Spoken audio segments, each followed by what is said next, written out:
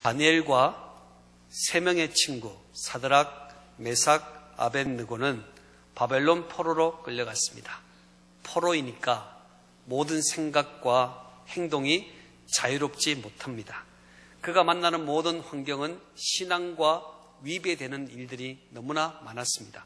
그는 왕의 교육을 받는 소년으로 있을 때 먹을 음식이 모두가 우상의 제물이다 라고 생각할 때 그는 지혜와 용기를 내어서 왕의 음식을 먹지 않고 초식을 먹음으로 그가 율법을 지켰던 일들을 기억할 수 있습니다. 또한 2장에도 보면 느부갓네살 왕이 꿈을 꿨는데 그 꿈의 내용이 너무 무서운 내용이었는데 그 내용을 잊어버렸습니다. 그래서 모든 당대 뛰어난 수사들을 다 불러서 내가 꿈을 꿨는데 그 꿈의 내용을 말하라 라고 말하니까 아무도 그 내용을 알지 못했습니다. 그 상황 가운데 다니엘이 하나님의 지혜로 왕의 잃어버린 꿈을 알려주고 신상이 헛된 것이고 이 나라는 결국 망하게 될 것에 대해서 예언해 주었습니다. 그런 일로 목숨을 건진 일이 있습니다. 이제 2장으로 넘어가서 3장으로 넘어갈 때 성경에는 2장과 3장으로 기록되어 있지만 2장과 3장 사이에는 17년이라는 긴 시간이 흘러서 3장이 시작되었습니다. 이제 오늘 본문 3장에서는 인생에서 도저히 피할 수 없는 어려운 상황을 만나게 되었습니다. 신앙적인 도전이 생기게 되었습니다. 느부갓네살 왕이 꿈에서 보았던 17년 전에 보았던 신상은 여러 재료로 만들었기 때문에 부서질 만한 신상이었습니다. 그래서 이것을 착안해서 17년이 지나서 그 느부갓네살 왕은 이제 내가 완벽한 금으로 만든 완벽한 신상을 만들면 이 나라가 영원할 것이다 라고 생각하여 금으로 만든 완벽한 신상을 만들었습니다. 역사의 기록에 보면 그가 사용했던 금이 22톤이나 되었어요. 놀라지도 않으시네요. 22톤의 엄청난 금을 사용해서 금신상을 만들었습니다. 높이는 27m, 아파트 9층 높이의 수준입니다. 너비는 2.7m의 그 넓이와 높이로 금으로 다 치장하여서 금신상을 만들었습니다. 얼마나 웅장하겠습니까? 여러분 생각해보면 굉장히 웅장할 것입니다. 그래서 그 웅장한 금신상 앞에 바벨론에 속한 모든 지도자들을 다 불러 모아놓고 이 신상에 절하시오. 그렇지 않으면 내가 풀무불에 용광로에 던져서 다 태워서 죽인다 라는 국법을 정해서 이 왕이 신하들을 다 불러 모았습니다. 생각해보면 마음을 모으는 데는 종교적인 힘이 제일 크잖아요. 그래서 느부갓네살 왕이 영원한 나라의 지속을 위해서 한 신앙을 가져야겠다. 바로 자기를 신격화시켜서 자기를 숭배하고 자기를 사랑하는 일에 힘을 모으는 나라로 만들기 위해서 그가 금신상을 만들어 놓고 강요하여 절하기를 말하고 있습니다. 오늘 왕처럼 느부갓네살 왕처럼 우리의 손에도 힘이 생기면 이런 의미 없는 우상에 자기 것을 투자하는 사람들이 너무나 많습니다. 내 손에 힘이 없을 때는 아무것도 아닌데 내 손에 힘이 생기니까 자꾸 의미 없는 것에 내 마음을 빼앗기고 또 다른 사람도 자신이 섬기는 의미 없는 것에 인생을 빼앗기도록 유혹하는 모습이 오늘 본문에도 나오게 됩니다. 이 일로 하나님을 믿는 사드락, 메삭, 아벳느고는 믿음의 시련을 당하게 되었습니다. 오늘 우리가 살아가는 이 시대를 생각해 보면 핍박이 없는 시대잖아요. 오늘 다니엘과 세 친구가 살았던 이 시대는 너무나 많은 핍박 속에 살았지만 우리는 핍박이 없어요. 오히려 국가가 신앙생활 잘 하도록 도와주고 있습니다. 교회를 비영리 단체로 만들어서 세금을 공제해 주죠.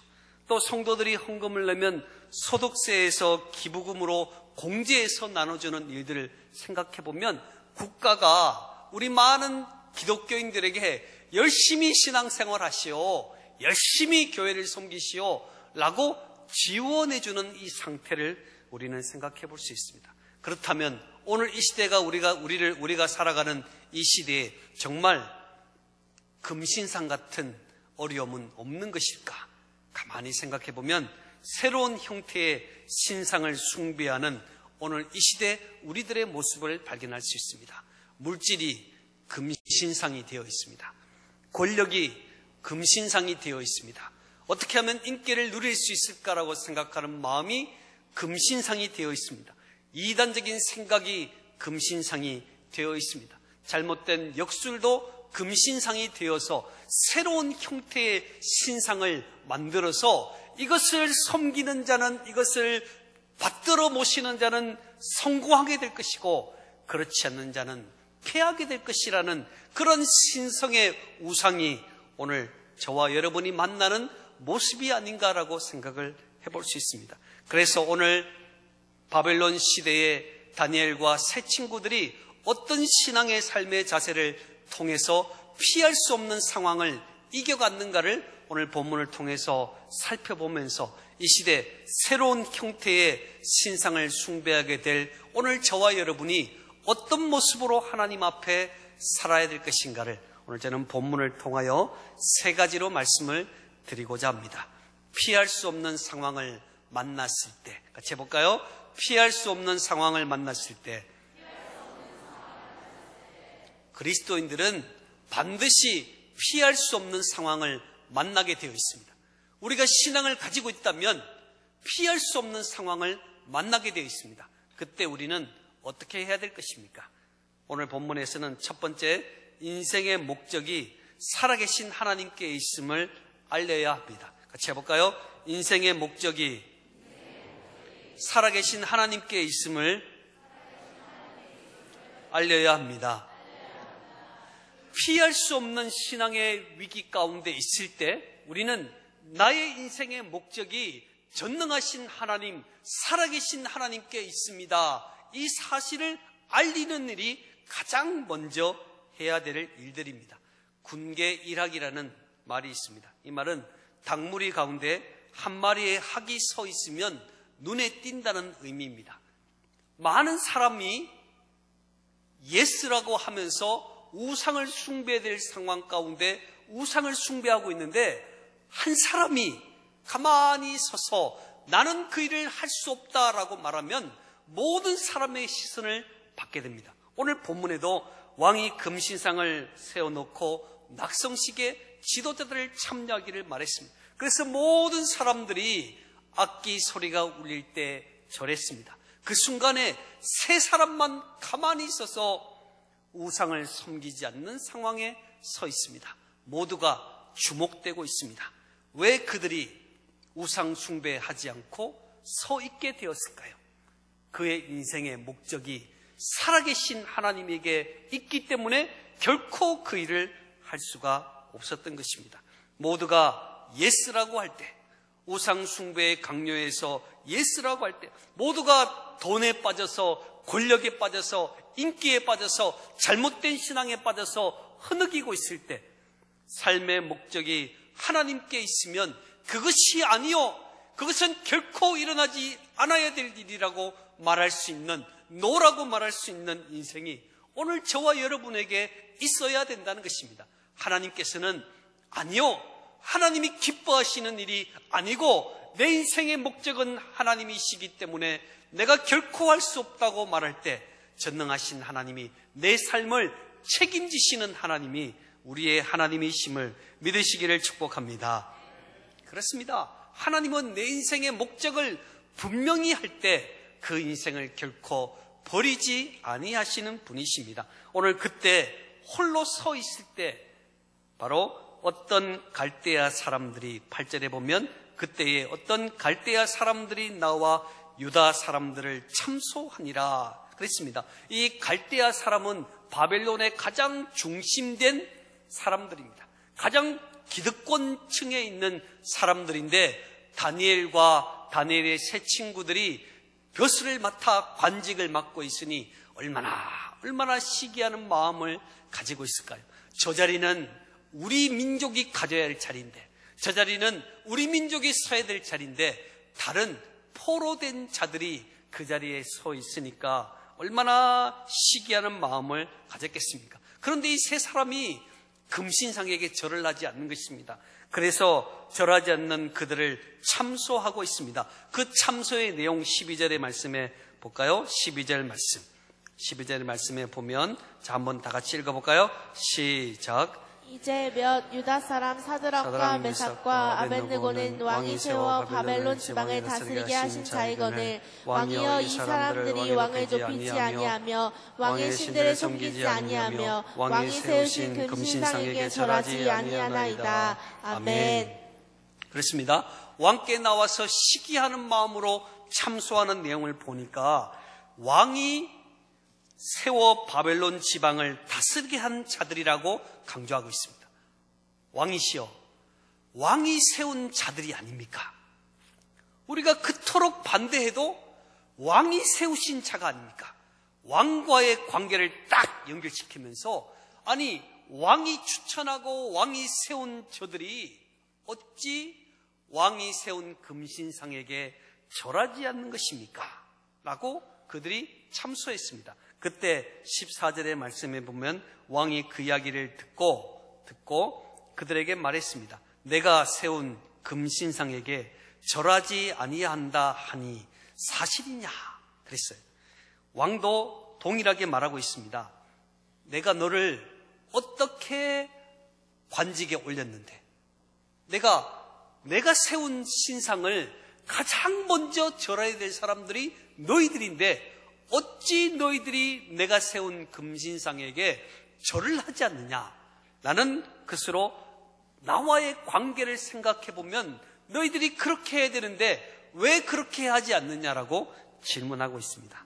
생각해 보면 다니엘의 세 친구가 왕의 명령을 거절하기 어려운 가장 이유가 뭐냐면은 왕과 맺은 인간관계입니다.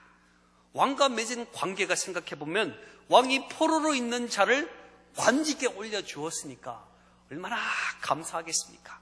왕이 베푼 은혜를 계속해서 강조하고 있는 거예요.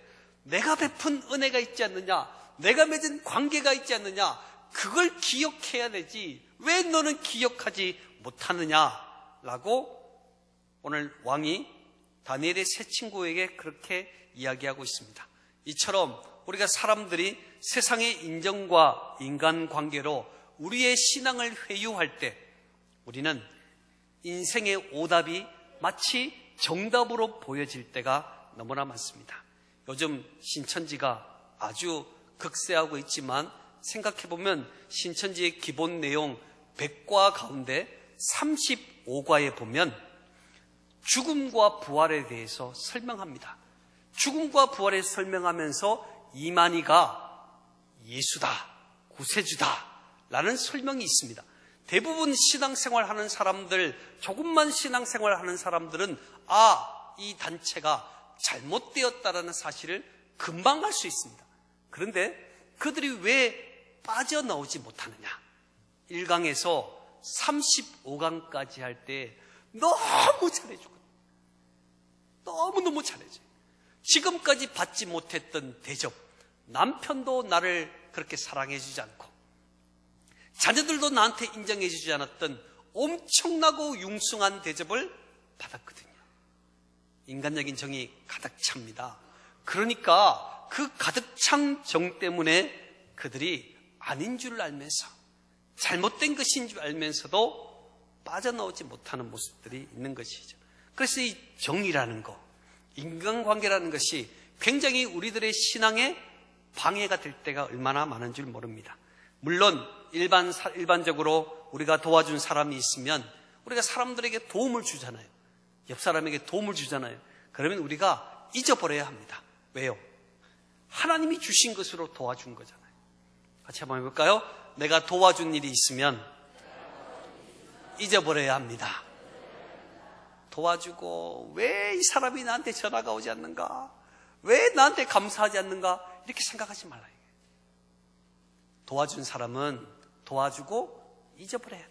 그래야 편합니다. 행복합니다. 네? 도와준 사람은 그렇게 해야 됩니다. 또 도움을 받은 사람은 은혜를 갚으려고 노력해야 됩니다.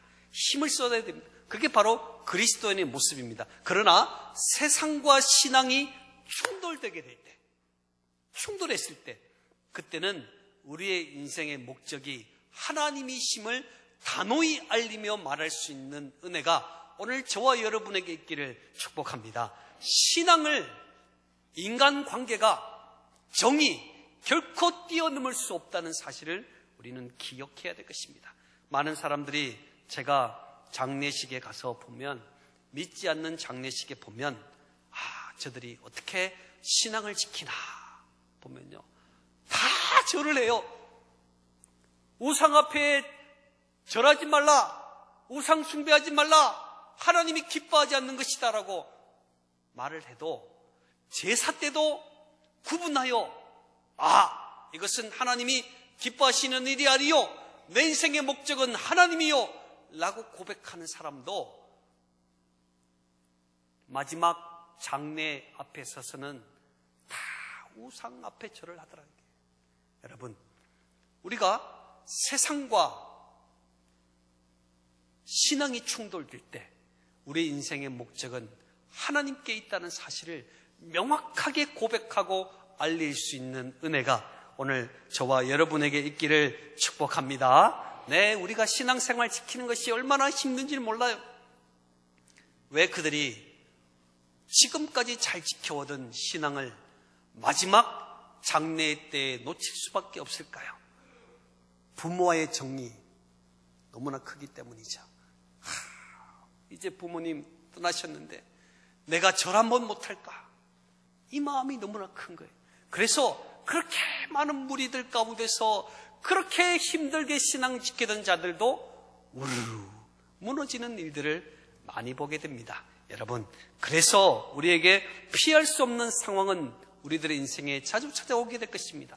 그때 우리가 기억할 것은 나의 인생의 목적이 살아계신 하나님께 있음을 알릴 수 있는 은혜가 오늘 저와 여러분에게 있기를 축복합니다. 자, 우리 옆사람에 인사하겠습니다. 내 삶의 목적은 하나님께 있습니다. 네, 이 고백이 필요해요. 물질의 문제에서도 내 삶의 목적은 하나님께 있습니다. 명예의 문제에서도 내 삶의 문제는 하나님께 있습니다. 이 고백을 떠나가지 않는 한 전능하신 하나님은 우리의 삶에 축복된 분이심을 믿을 수 있기를 축복합니다. 그렇습니다. 피할 수 없는 상황을 만났을 때 우리는 어떻게 해야 될 것입니까? 두 번째는 신앙의 문제는 세상과 타협하지 않도록 믿음의 결단을 해야 합니다. 같이 해볼까요? 신앙의 문제는 세상과 타협하지 않도록 믿음의 결단을 해야 합니다. 그렇습니다. 이 세 명, 다니엘의 친구 세 사람, 사드락, 메삭, 아벳느고는 정치인입니다. 정치인이에요. 정치인에게 가장 필요한 것은 인맥입니다. 인맥이 없으면 정치하기 어렵습니다. 오늘 다니엘의 세 친구는 인맥을 다 잃어버릴 수 있는 위기 앞에 서 있습니다.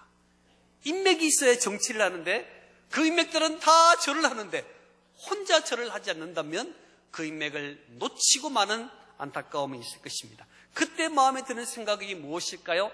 딱 한 번만 하자. 딱 한 번만 해보자.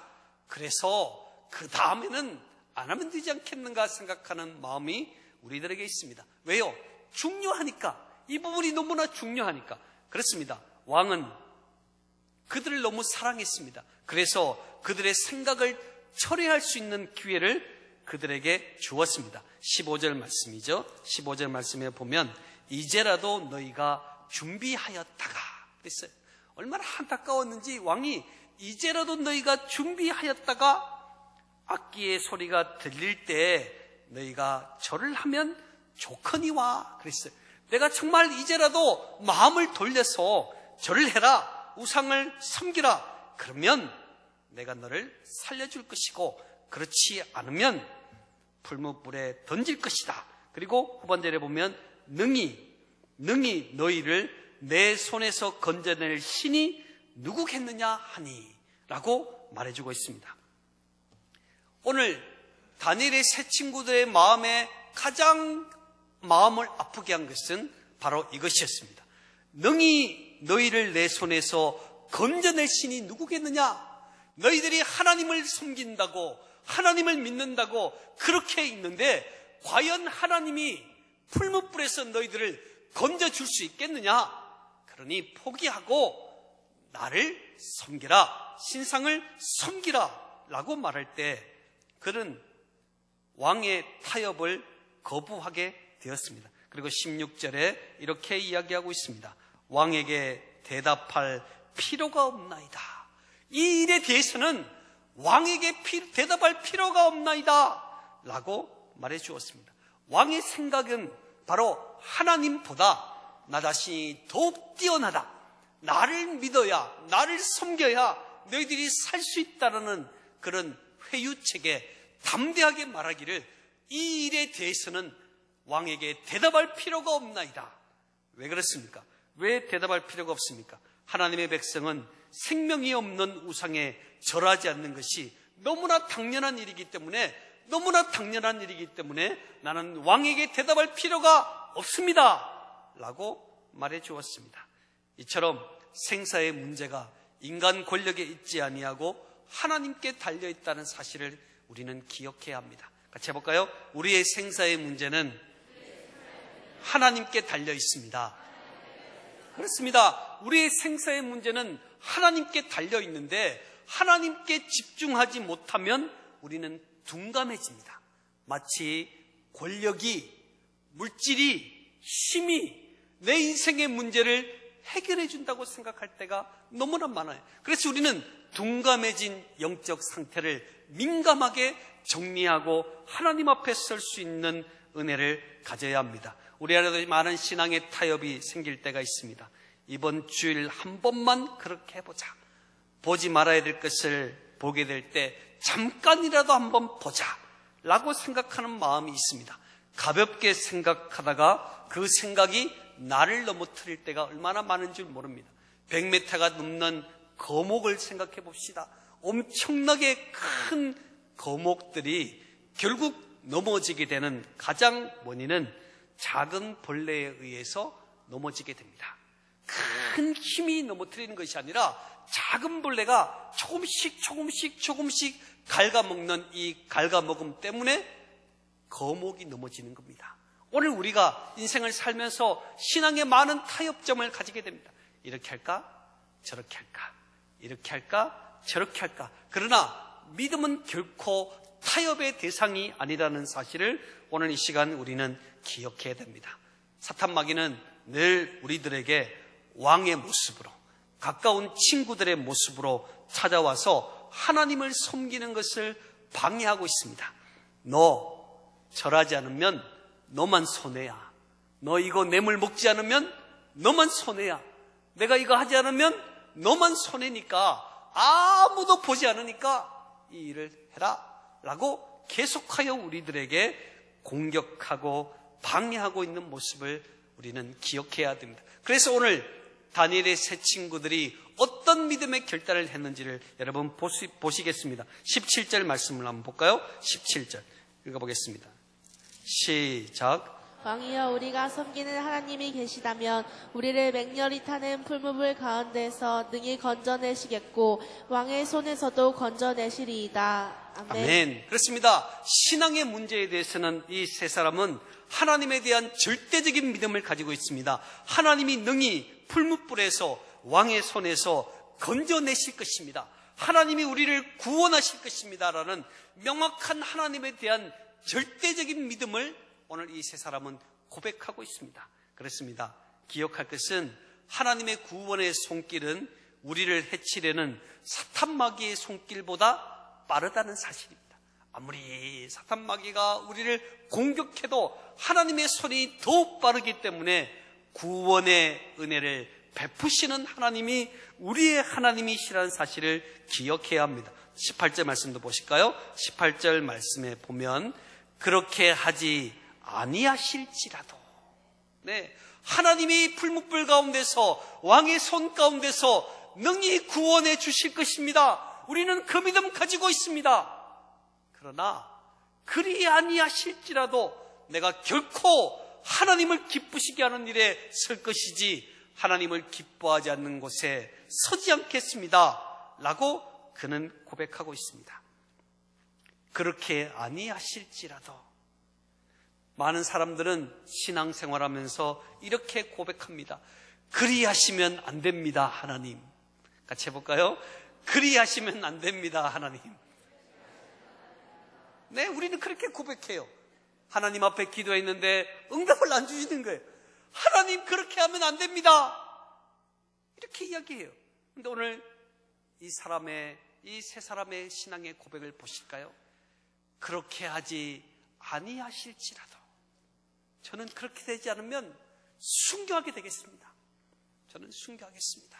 이 고백이 저들의 고백임을 생각해 볼 때 우리는 너무나 많은 생각들을 하게 됩니다. 우리는 믿음의 기도를 하면 병든 자가 구원받는다는 것을 믿습니다.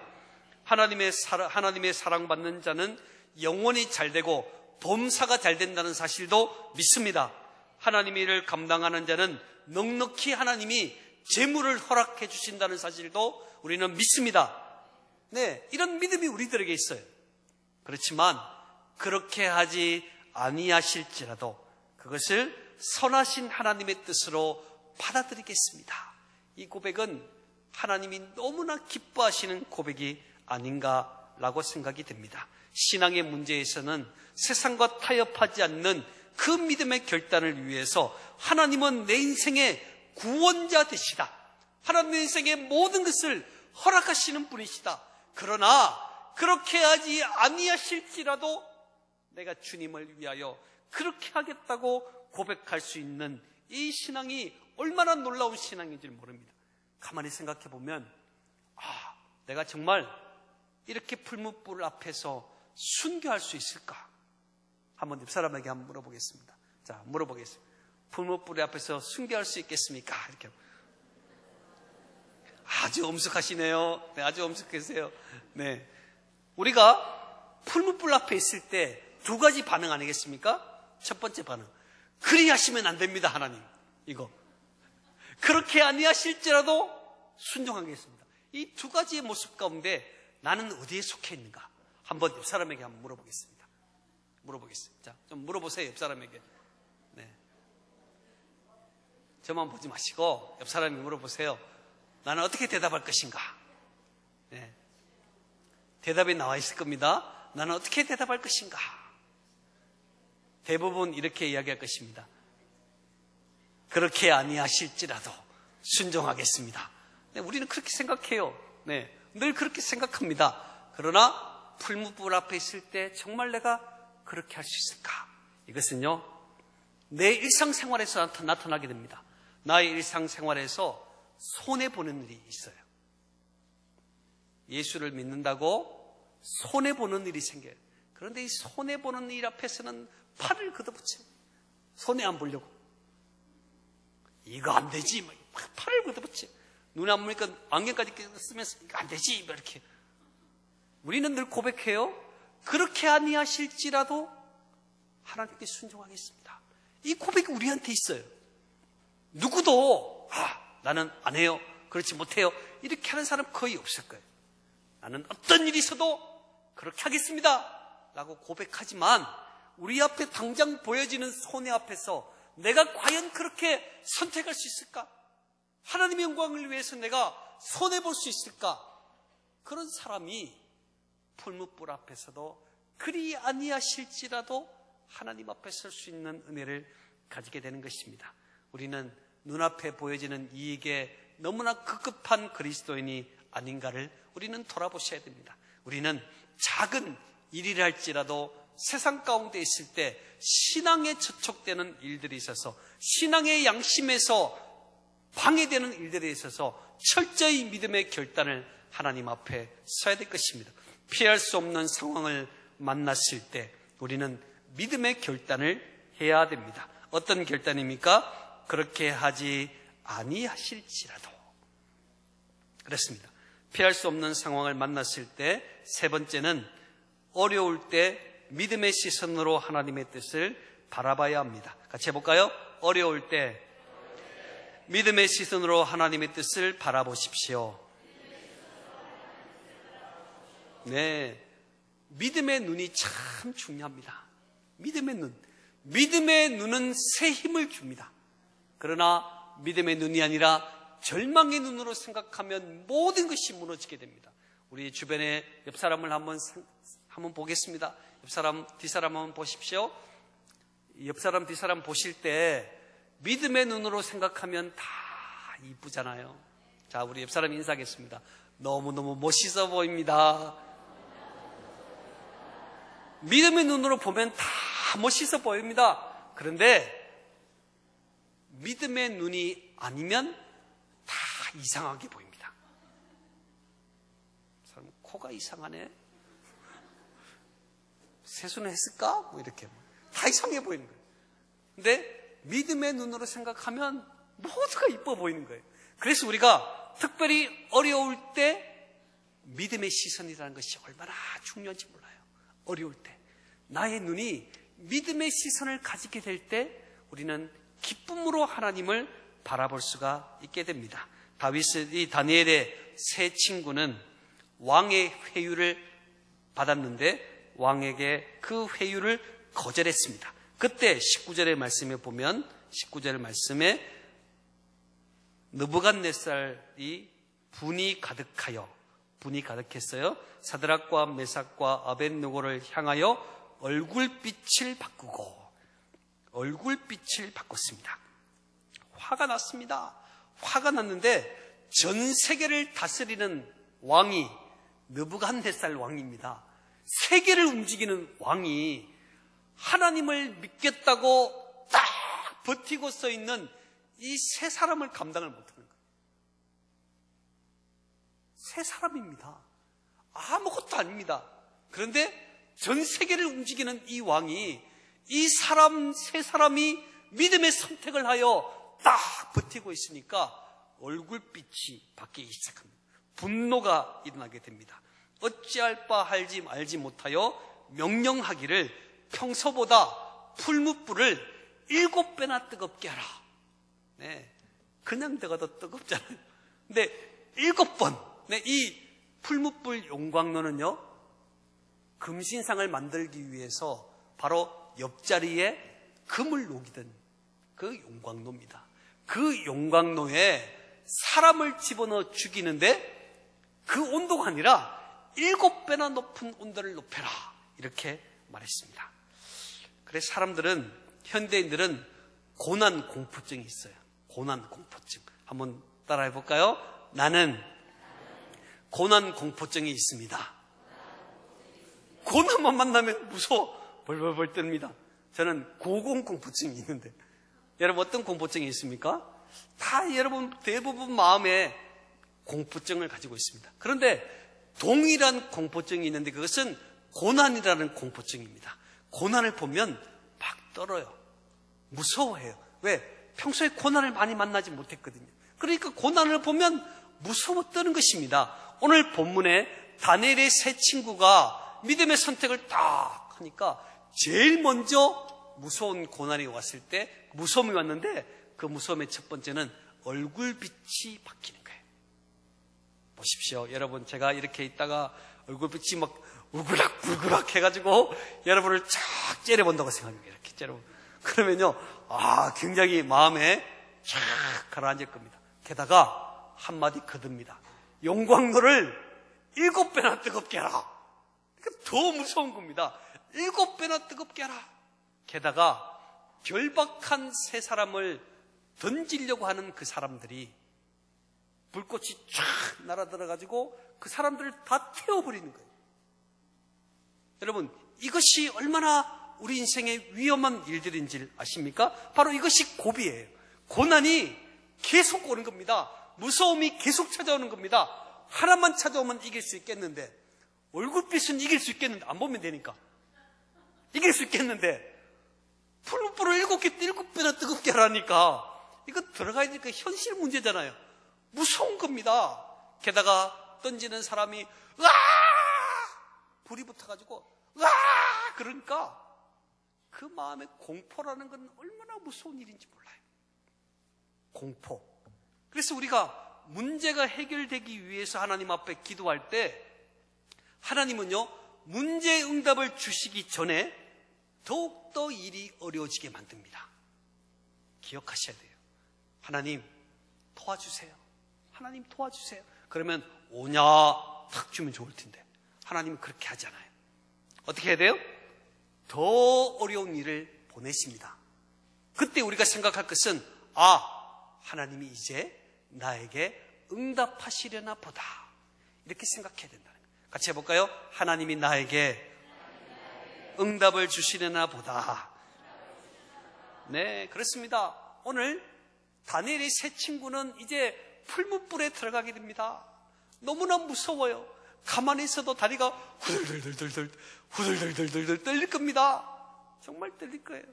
무서울 거예요. 게다가 7배나 높이라 그러죠. 얼굴빛은 막 울그락불그락거리죠. 다 결박해가지고 무서움을 주죠. 그런 상황 가운데 그들은 들어가게 되었을 때 이때가 고비다. 이때가 고비다. 우리 인생의 고비. 구비, 절비, 어려움이 우리들에게 있습니까? 내가 몸이 아파 힘들어하는데 가족에 어려움이 생깁니다. 자녀들도 아픔이 생깁니다. 하나님 왜 이러십니까? 라고 고백하는 것이 아니라 어려울 때 우리는 믿음의 시선으로 하나님의 뜻을 바라봐야 합니다. 하나님 곧 응답 주시겠군요. 같이 해볼까요? 하나님 곧 응답을 주시겠군요. 그렇습니다. 어려운 일이 생길 때 이때 하나님을 신뢰함을 포기하지 말고 풀무불이 있으면 하나님을 바라보고 들어가는 은혜가 오늘 저와 여러분에게 있어야 됩니다. 다니엘의 세 친구는 두렵지 않았습니다. 무섭지 않았습니다. 어려운 상황에 하나님 시선을 하나님께 두니까 풀무불이 아무것도 아니었습니다.